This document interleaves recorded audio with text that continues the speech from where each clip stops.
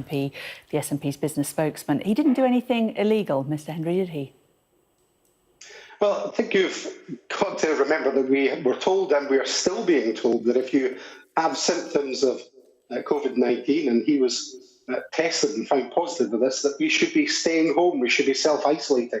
And the advice still remains that we shouldn't be travelling to second homes. This is a coach and horses through that advice. You've rightly been giving the figures on the number of people dead and during your bulletins. This is about life and death, and it's extraordinary, this attitude that you can defend this person at the heart of government. You can cover up something that we've known for 8 weeks, something that they've known in senior circles within the government for 8 weeks, and do this when everybody else has been told that they have to obey the rules in order to protect lives. It's just a damning and extraordinary situation.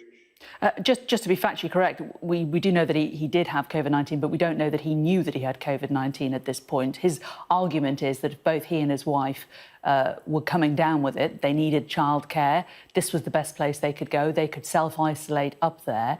If they were able to do that and travel from one place to another in a car and not leave that car, not leave the place that they self-isolated, there isn't any chance of them infecting anyone else, though, is there? Well, as I say, the advice was and remains that you should not be travelling to second homes to self-isolate. That's the advice that was given to people. And don't forget, families have been denied going to family funerals to comfort those who are grieving. They've been denied the opportunity to go and see people when they've been dying in hospital beds in order to obey the rules. And yet this advisor, this senior advisor to the Prime Minister, is allowed just to come up with his own rules. Now, Jackson Carlaw, the leader of the Scottish Tories, said during the Catherine Calderwood situation that there can't be one rule for the bosses and another for everyone else. So that's got to hold true here as well. This is a real breach of trust at the heart of the UK government. And many members of the public, I know they've been contacting me, are both disgusted, disheartened, by this breach at the centre of the UK government. What about what the government said in that briefing an hour ago, that this was actually a safeguarding issue? This was about the safety of a 4-year-old child, and this was the best place for them to get childcare? Well, again, you know, the advice has been not to travel to relatives, particularly elderly relatives, with children. These are all things that the public know. Nobody is buying these excuses, these farcical excuses that are being trotted out by the UK government at the moment. People are not daft. They know what they've been told for this period of time when they've been making sacrifice at home. Many of them now in financial difficulty and suffering job losses. This is just an inexcusable breach, and it's time now that the Prime Minister came clean about when he knew about this. When he knew about the police investigation. Are they saying the police are lying about that?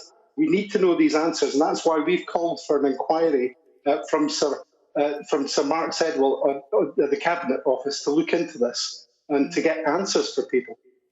When we interviewed Dr. Jenny Harries back in March, talking about the lockdown, one of the exemptions she said would be, that there would be common sense exemptions when it came to safety of things like children.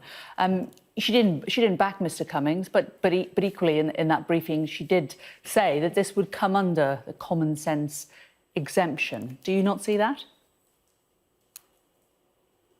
I see absolutely no common sense in this at all. As I've said, I mean, it's very, very clear. If you were showing symptoms, you were to stay at home and self-isolate. It's still the same advice. If you're not to travel to second homes, you shouldn't be visiting members of your extended family. This is all advice that's been given to the public at large, and all advice that the vast majority of the public at large, at their own cost, have been obeying in order to protect the lives of others. And it's just not feasible for the UK government, for the senior ministers that have been doing this today, to trot out this farcical defence of somebody at the heart of their government who now must resign. And we've heard that he won't. And if that's the case, the Prime Minister has to do what he should do and show some leadership here and sack this person that's at the heart of his government, because otherwise, how can the public possibly have confidence in what they're being told? You say he's at the heart of the government. He's not an elected representative, is he? He's simply an employee. What would him going achieve? Well, I think everybody knows that he attended the SAGE meetings, the emergency meetings over these determining this health policy just now. He advises, he's the senior advisor to the Prime Minister, he sets policy for the Prime Minister. I think everybody who's watching politics, who knows what's been going on with Boris Johnson, knows that he tells Boris Johnson what to do, and Boris Johnson does it. This is an extremely influential person at the heart of the UK government, who's been just making up his own rules for himself while everyone else has to stick by the rules that have been put down. And these rules are good rules. They're put in place to protect people, to save lives, and that's what he should be doing. And if he can just be an exception and say he's above all that he's different from other folk, that he's allowed to make these exceptions for himself, what kind of message does that send out to everyone else who's been suffering and making the sacrifices that they've needed to make? What is that message does that send out to all of those workers in the NHS and care sector, those people who've been doing all the frontline jobs that we've needed to keep us going? What does that say to them about the sacrifices they've made? Drew Hendry, SNP Shadow Secretary, good to talk to you. Thank you for joining us.